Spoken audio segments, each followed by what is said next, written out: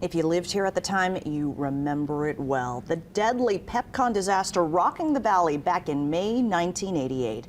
Tonight, Fox Eye's Drew Andre joining us with more on how that day still haunts the valley 34 years later. That's right, Jacqueline. And that area where this happened near Gibson in American Pacific at the time was largely desert, not a developed area, which likely saved a lot of lives. The historic blast covered a 10-mile radius.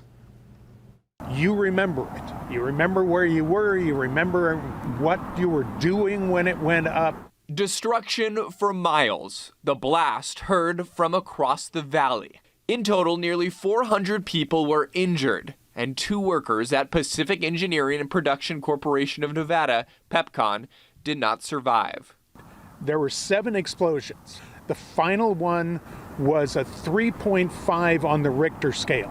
It is the largest civilian explosion in the history of the United States. Mark Hall-Patton is a local historian and the go-to expert for the show Pawn Stars. In Henderson, roofs were picked up and dropped back down, windows were blown out, walls were blown out. Where PEPCON sat is now a large industrial area. At the time, PEPCON was one of 2 American producers of the chemical found in fuel rocket boosters.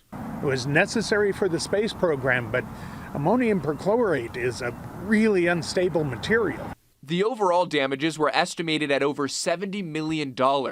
Investigators believe the explosion sparked from a welder's torch. All of that's part of your shared memory of life in the Vegas Valley.